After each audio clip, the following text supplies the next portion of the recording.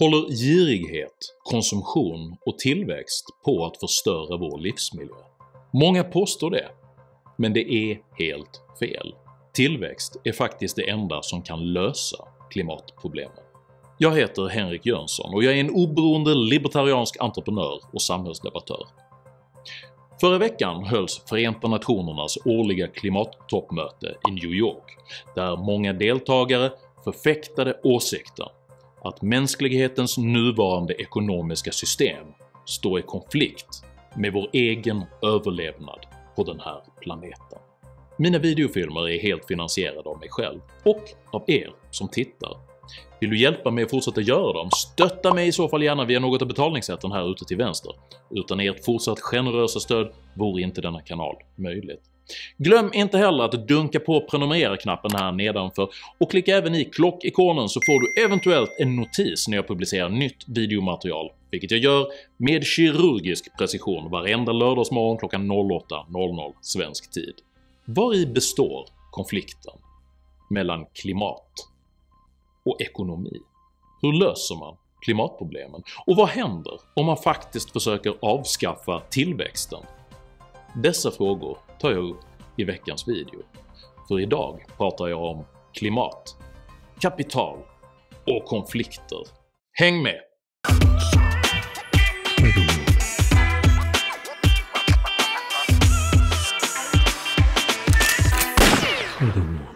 Ordet ekologi kommer från grekiskans oikos, vilket betyder hus eller livsmiljö, och suffixet logi, vilket betyder läran om. Även ordet ekonomi är grekiska, och precis som med ekologin så betyder den första halvan även här hus eller livsmiljö, men ordets andra hälft, noima, betyder skötsel. I centrum för båda orden står alltså livsmiljön. Den ena med ambitionen att tillhandahålla kunskap, den andra med skötselråd. Ändå framställs ofta klimatfrågan som en konflikt mellan just ekologi och ekonomi. Som om dessa två vetenskaper stod i strid med varandra. Ekologin framhålls i populär diskurs som ett naturligt urtillstånd av balans och harmoni, vilket rubbats av ekonomisk girighet och kortsiktigt egoistisk åverkan. Denna bild är osann, men djupt förankrad i den västerländska kulturen. Det var individens egoistiska nyfikenhet som fick den bibliska människan att smaka av den förbjudna kunskapens frukt som fördrev henne ut från Edens lustgård. Den stenrike Mr. Burns driver av girighet ett oansvarigt kärnkraftverk som hotar hela samhället. Krösus Sork vill fördärva dalen där Bamse bor. Bilden att egoism och företagsamhet har förstört vår livsmiljö är inte bara felaktig, den är farlig och direkt kontraproduktiv. Det är exempelvis inte kortsiktig girighet som har gjort att förbränningen av fossila bränslen har ökat. Tvärtom var denna energiomställning en gång i tiden lösningen på en allvarlig miljökris. Under 1700- och 1800-talet så avverkade en hastigt växande befolkning nästan alla Europas skogar för att hålla sina hus varma och sina grytor kokande. Under samma period utrotades nästan kaskelotvalen helt, eftersom man använde dess fett till att producera tran, en form av olja som användes i oljelampor och för att tillverka allt från tvål till margarin. När man upptäckte att man kunde utvinna energi direkt ur marken, först genom att bryta kol och senare genom att pumpa upp olja, avvärjdes en klimatkollaps. De nya energikällorna möjliggjorde den industriella revolutionen, vilken genom tekniska landvinningar gjorde det möjligt för allt fler människor att leva allt längre och allt friskare liv, samtidigt som barnadödligheten sjönk drastiskt. Detta ledde till en enorm befolkningsexplosion i den industrialiserade delen av världen. Under 1900-talet upptäckte man att den ökade förbränningen av fossila bränslen ledde till smutsig luft och försurade vattendrag. På 1950-talet gjorde exempelvis London sig ökänt för den tjocka smog, the London fog, som i perioder svepte in staden. Dessa problem orsakades av den ökande kolförbränning som följde i befolkningsexplosionens spår. Allt fler människor utbildade sig och behövde elektricitet för belysning, för kommunikation, och för den ökande produktivitet som ofta drevs av maskinell automatisering. Så snart problemen med förbränning och utsläpp blev kända inleddes processer för att lösa dem. Bilarna utrustades stegvis med katalysatorer, förbränningstekniken förädlades och gjordes renare, kärnkraftverk ersatte många smutsiga kolkraftverk.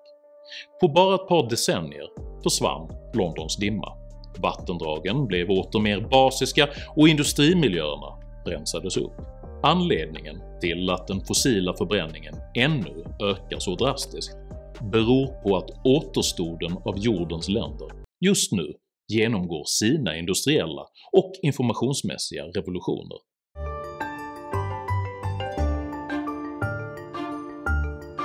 I dessa länder föds nu allt fler människor, allt fler barn överlever och allt fler lever allt längre och friskare liv.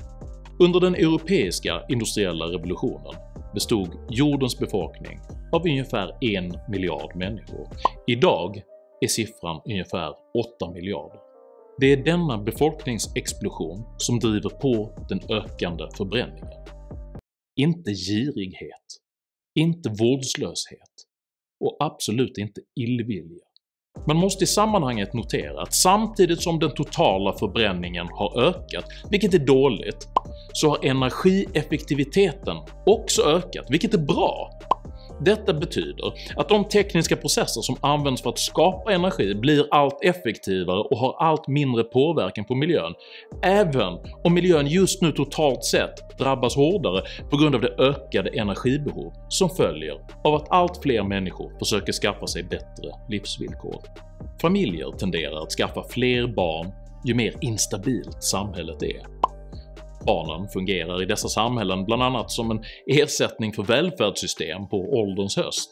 Den brittiske prästen och nationalekonomen Thomas Malthus beskrev under 1800-talet detta fenomen som en korrelation mellan tillgången på livsmedel och en exponentiell befolkningsökning, i synnerhet bland fattiga och lågutbildade.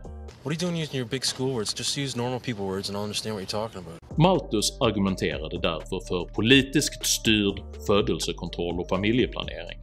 Men Malthus kände inte till att befolkningstillväxten tenderar att stanna av i länder som har uppnått tillräckligt stort välstånd. I paritet med att samhällets välstånd höjs genom produktivitetsförbättringar och industrialisering blir samhället långsiktigt allt mer stabilt.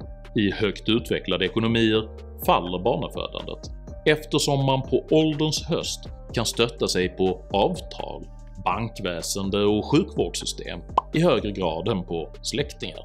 I de flesta postindustriella ekonomier står nativiteten antingen still eller till och med sjunker något. Det finns populationsprognoser som indikerar att jordens befolkning sannolikt når sin topp mellan 11 och 12 miljarder människor om ungefär 80 år, för att därefter sakta sjunka tillbaka något när alla länder uppnått välstånd och stabilitet.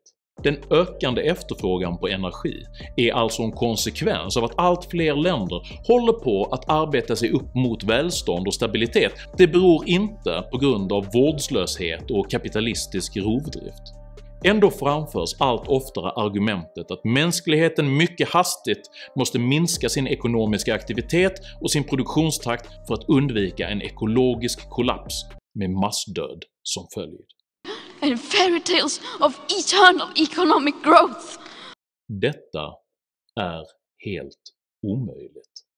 Om man gav sig på att politiskt försöka vinklippa det moderna samhällets globalt sammanlänkade ekonomi skulle det sannolikt nästan omedelbart leda till massdöd på en skala vi aldrig någonsin tidigare skådat.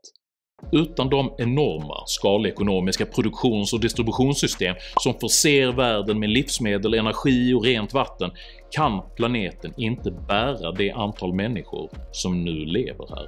I sviterna av de krig som mycket snabbt skulle utbryta hade världens hela ekosystem skövlats på mindre än en generation. Silent breed is people! Det finns ingen återvändo. Bara bättre och mer effektiva processer kan balansera mänsklighetens fortsatta överlevnad. Med andra ord, genom tekniska lösningar och genom tillväxt. För detta är vad tillväxt är. Att kunna göra mer med mindre. De som förfäktar nolltillväxt stöttar sig på materialistiska tillväxtteorier från 1950 och 60-talet där varje produktivitetsförbättring kräver motsvarande större resursutvinning. 2018 års nobelpristagare i ekonomi, Paul Romer, visar i forskningsrapporten “Ideas, Non-Rivalry and Endogenous Growth” att den mest centrala tillväxtfaktorn är nya idéer. Kapaciteten att se världen på ett nytt sätt, möjligheten att arbeta på nya sätt, att förenkla, att optimera och förbilliga processer. Detta är tillväxtens kärna. När Microsoft i början av 1990-talet populariserade det grafiska användargränssnittet med fönster, ikoner, mus och pekare installerades endast en ny mjukvara uppe på redan existerande datorer och operativsystem. I'm using Windows 386. Detta gav mänskligheten en mjukvara som kunde driva Office-paketet på ett så lättanvänt sätt att hundratals miljoner människor i ett enda slag blev mångfaldigt mer produktiva. I alla fall om man undantar den tid som de sedermera ägnade åt att spela MS-röj. Det krävdes i stort sett ingen ökning av råvarukonsumtionen för att uppnå denna tillväxt. Denna effektivisering, denna förmåga att uträtta mer med mindre, eftersom den drevs av en idé. Idén om att man kan arbeta effektivare genom grafiska representationer av data. Hälften av Forbes mest lönsamma Fortune 500-företag är IT-bolag som huvudsakligen genererar tillväxt genom mjukvarutjänster och nya idéer. En iPhone kräver förvisso utvinning av metaller och kemikalier men ersätter samtidigt en uppsjö av resursdyrare maskiner som inte längre behövs, från kamera, ljudanläggning, TV, video, telefon och papperstidningar till väckarklocka, kartbok och kompass. Att göra mer med mindre. Effektivisering, tillväxt, att försörja 8 miljarder människor på en planet som för 150 år sedan bara kunde hysa 1 miljard. Den klimatrörelse som vill stoppa tillväxten undergräver därför även forskning och kunskap.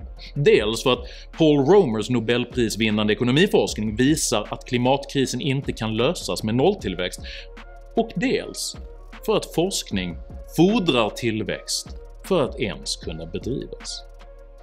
Den som vill stoppa tillväxten stoppar också möjligheterna till ny kunskap, till ny teknologi, till nya arbetssätt.